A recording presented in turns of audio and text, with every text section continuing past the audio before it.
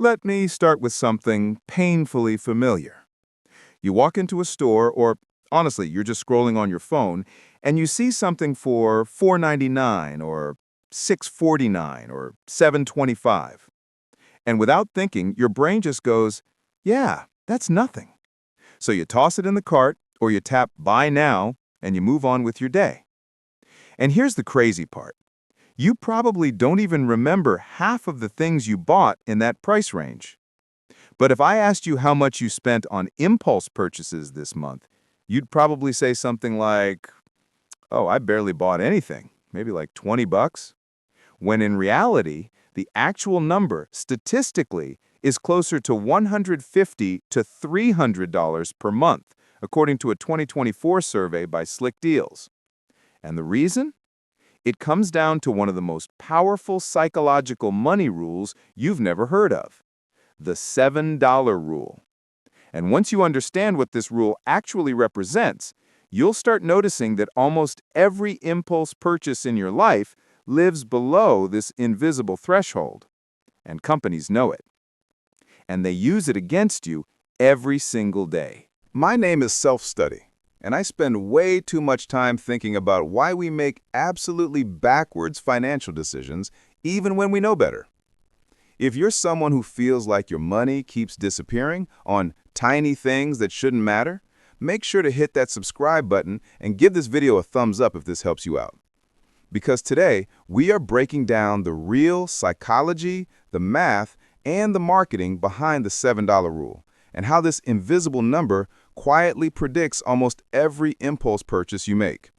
Let's get into it. So, what is the $7 rule? Here's the thing.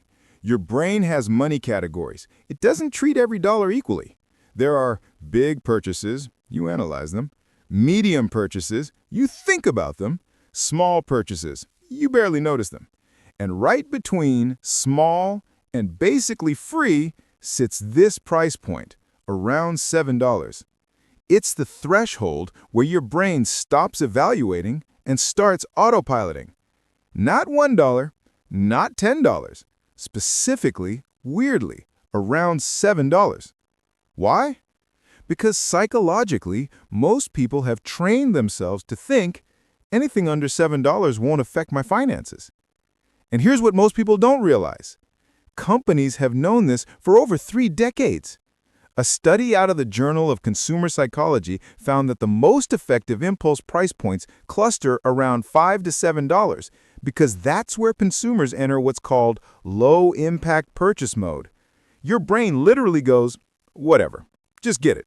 No evaluation, no calculation, no consideration of long-term consequences. Just vibes. This is where it gets really interesting. Let me explain why your brain does this. 1.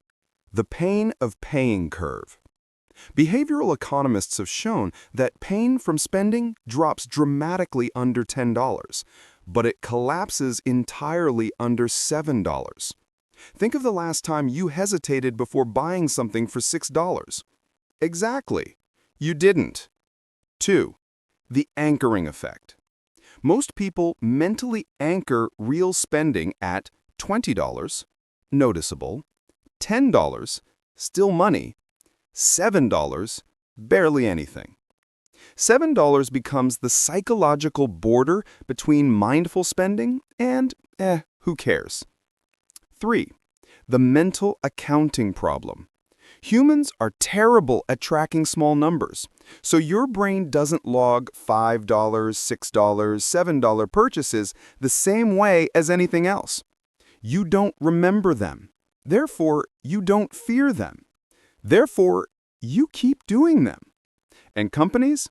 They've built entire business models around this weakness. A couple of years ago, I did a weird experiment. I told myself, for 1 month, I'm going to write down every purchase under $7. Just under $7, not groceries, not gas, not rent, just the little things. Let me walk you through what happened. Week 1, $3.99 coffee, $6.49 snack at the gas station, $2.19 app add-on, $4.29 convenience store drink, $6.79 breakfast sandwich. I thought, okay, that's not so bad. Total, $24.75. Week 2, same thing. Little purchases here and there. Total, $31.60. Week 3, a few $5 to $7 Amazon things I didn't really need. Total, $28.40. Week 4, a couple of cheap treats, nothing major. Total, $33.10. Now here's the reality check. Monthly total, $117.85. And the crazy part? I thought I spent maybe $20 to $30 total.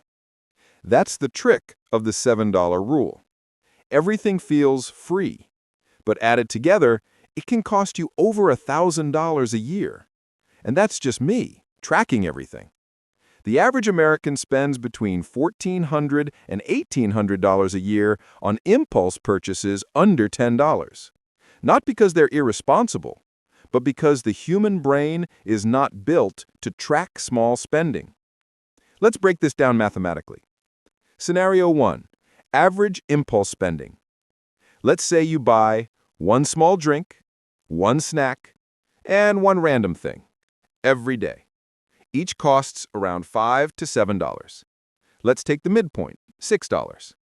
$6 times 30 days equals $180 per month.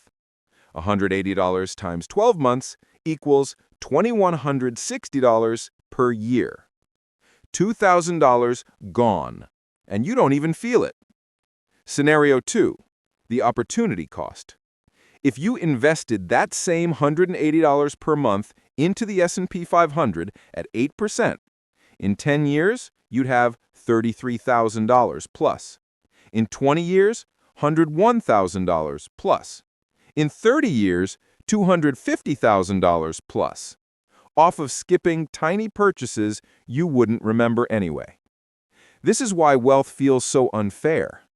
Two people with the same income can end up tens of thousands apart based entirely on how they treat sub-$10 purchases. Now, you might be thinking, okay, self-study, but seriously, I'm allowed to enjoy small things. It's not that deep. And I agree. This is not about never buying coffee, never getting a snack, never treating yourself. Here's the real point. When you buy things under $7, you don't decide, you react. And that's how people lose control of their money. The goal isn't to stop $7 purchases, it's to start being conscious of them. Because if you don't control your micro spending will control your macro finances. This is where it gets really interesting. Once you know the $7 rule exists, you start seeing it everywhere. Fast food menus. Most of the value menu items, $1 to $7. App purchases. Most in-app add-ons, 99 cents, $2.99, $4.99, $6.99. Retail stores. End cap items, usually $5 to $7. Grocery stores. Impulse racks near checkout, literally engineered to be $3 to $7. This isn't random. A Nielsen study found that impulse buying peaks when prices fall into low-friction categories, averaging under $7. Companies design their pricing models around the fact that you won't think twice. But now that you know this, you have the power to stop the autopilot. Here is the psychological shift that changes everything. Start treating every $7 purchase like a $20 purchase. Not literally, just mentally. Ask yourself, would I buy this if it were $20? If the answer is no, then your purchase was driven by impulse, not intention. This alone can cut your impulse spending by 30 to 50%. Because the truth is, most people don't have a budget problem. They have an awareness problem. Let's turn this into something practical. Step 1. Create a 7-day delay list. Every time you want to buy something under $7, write it down instead. Wait 7 days. If you still want it, buy it. If not, congratulations, you just saved yourself from impulse spending. Over 70% of items never survived the delay. Step 2. Track under $7 purchases for 1 week. Just 1 week. Write down every impulse purchase. Most people get hit with a shocking realization. They had no idea what they were actually spending. Awareness kills autopilot. Step 3. Build a new spending identity. Here's something nobody talks about. You don't need a new budget. You need a new identity. Identity shift. I'm the kind of person who notices every purchase, big or small. When you become that person, impulse spending loses its power. Look, most people never get ahead financially, not because of huge mistakes, but because of the small, invisible leaks. The $7 rule isn't just about money. It's about awareness. Once you start noticing these tiny purchases, your brain starts operating differently. You become intentional. You make smarter decisions.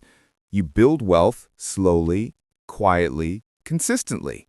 And honestly, that's all personal finance really is.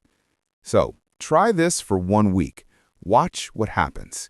Because once you take control of the $7 purchases, you'd be shocked how quickly the rest of your finances fall into place.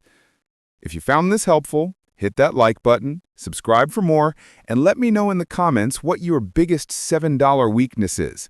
I'll see you in the next video.